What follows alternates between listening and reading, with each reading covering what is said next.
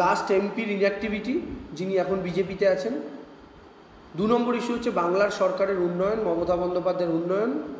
আর 3 নম্বর হচ্ছে যে বাংলার অধিকার ছিনিয়ে আনার জন্য বাংলার লোকাল পার্টিরই প্রতিনিধি থাকতে হবে, নাহলে বাংলার অধিকারের কথা কেউ দিল্লিতে গিয়ে বলতে পারবে না। দিল্লিতে যদি বিজেপির প্রতিনিধিরা গিয়ে কথা বলেন, বাংলার কথা বলেন, নরেন্দ্র মোদী সবসময় গুজরাটের স্বার্থ দেখবেন, উত্তরপ্রদেশের স্বার্থ দেখবেন। আর সেই সময় দাঁড়িয়ে বাংলার প্রতিনিধিরা নরেন্দ্র মোদীর মুখের ওপরে কথা বলতে পারবেন না, কারণ তারা তাদের নেতা। কিন্তু কেন্দ্রে যার সরকারই আসুক না কেন, বাংলার তৃণমূল কংগ্রেসের প্রতিনিধিরা বাংলার অধিকারটা ছিনিয়ে আনার জন্য লড়াই করতে পারবেন, কারণ তৃণমূল কংগ্রেসের কোনো উত্তরপ্রদেশ লবি নেই, গুজরাট লবি নেই, গোটাটাই বাংলা লবি। একদম তমলুক এবার অধিকারী পরিবারের হাত থেকে বেরোতে চলেছে। তমলুক এবার মমতা বন্দ্যোপাধ্যায়ের দল তৃণমূল কংগ্রেস জিততে চলেছে 100% নিশ্চিত। বিজেপিকে 10-এ 2 দেবো, 10-এর মধ্যে 2 দেবো, শুধুমাত্র তাদের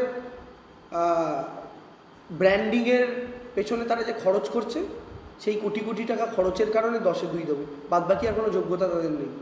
10-এ 4 ভালো ক্যান্ডিডেট দিয়েছে, প্লাস তারা চেষ্টা করছেন। এই তাদের মানে যে সামগ্রিক পরিস্থিতি, এই পরিস্থিতির মধ্যেও তারা তৃতীয় হবেন বা হারবেন এটা জানা সত্ত্বেও তারা যে চেষ্টা করছেন, এই চেষ্টাটার জন্য 4 দেবো। নিশ্চিত আমরা জিতছি, আমরা জিতে গেছি। এখন আমাদের লক্ষ্য ব্যবধান বাড়ানো। বিরাট বড় সম্ভাবনা আছে দিল্লির কুর্সিতে পালাবদল হওয়ার। আমি যতদূর সেন্স করতে পারছি, এবার 2004-এর মতো ইলেকশন হচ্ছে, যে সময় দাঁড়িয়ে সমস্ত জায়গায় একটা হাওয়া যে হয়তো বিজেপি আবার ব্যাক করতে পারে, যেটা সেই সময় হাওয়া ছিল, হয়তো অটল বিহারী বাজপেয়ী আবার ব্যাক করতে পারেন। সব জায়গায় সমীক্ষা তাই বলছিল, হাওয়া তাই ছিল, কিন্তু ফলাফলে সম্পূর্ণ উল্টোটা দেখা যায়। আমার মনে হচ্ছে কোথাও গিয়ে সেরকম একটা ইলেকশন এবার হতে পারে। দেখুন, এত বড় একটা রাজনৈতিক দল, তাতে মতানৈক্য থাকাটা অস্বাভাবিক কিছু না। মতভেদ থাকতে পারে, কিন্তু মনোভেদ নেই। সেই জায়গা থেকে দাঁড়িয়ে প্রত্যেককে একত্রিত করে চলাটাই আমাদের লক্ষ্য, এবং আমরা সেই কাজ করছি। বেকারত্বের ইস্যুতে, শিল্প আনার ইস্যুতে ভয়ঙ্কর জিনিসপত্রের দাম বৃদ্ধি হয়েছে। সেই সমস্ত জিনিসপত্রের দাম বৃদ্ধির ইস্যুতে দাম কমাতে হবে।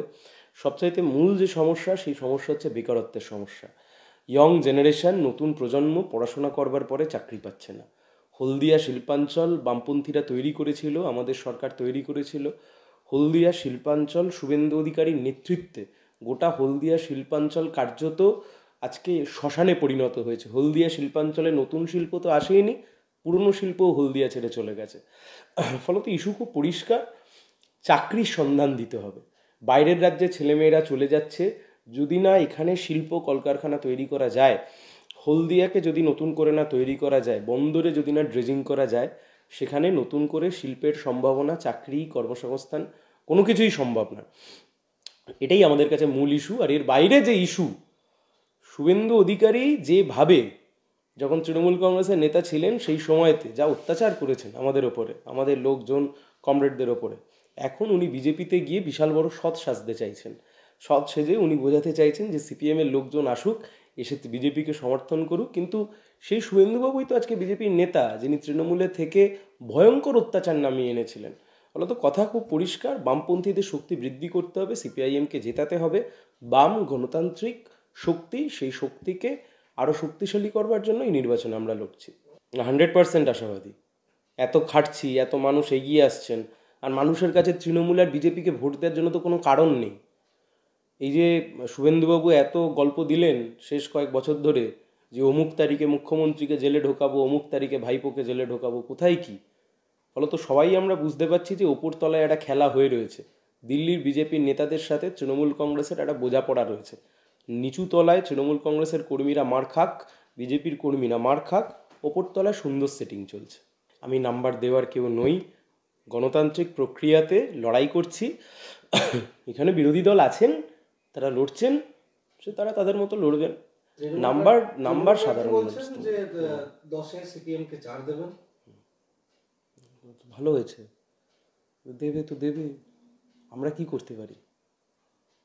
কিন্তু কথা হচ্ছে এই নাম্বারিং করবার, ধরে নিন আমার কালকে থেকে মনে হলো আমি মাধ্যমিক পরীক্ষা নেব, আপনার মনে হলো আপনি উচ্চ মাধ্যমিক পরীক্ষা নেবেন।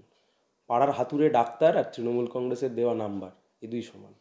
বিজেপির শাসনকালে এমন একটা জিনিস করেনি যাতে সাধারণ মানুষের লাভ হয়।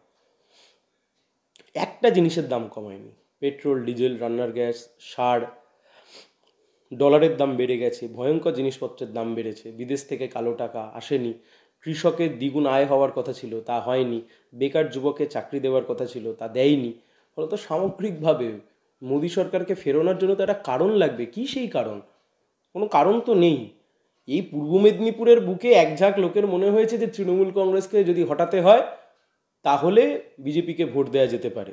ঘটনাচক্রে আপনি যদি খোঁজখবর নিয়ে দেখেন, এদের 90% মানুষ শুভেন্দু অধিকারীর হাতে মার খেয়েছে একসময়, এখন তারাই গিয়ে শুভেন্দু অধিকারীর পিছনে গিয়ে লুকাচ্ছে। লজ্জা লাগা দরকার। বাড়ির মানুষের কাছে মুখ দেখান কি করে আপনারা? আমাদের গোষ্ঠীদ্বন্দ্ব, বামপন্থীদের কোনো গোষ্ঠীদ্বন্দ্ব নেই। গোষ্ঠীদ্বন্দ্ব তৃণমূলে আছে, বিজেপিতে আছে। বামপন্থীদের কিসের গোষ্ঠীদ্বন্দ্ব?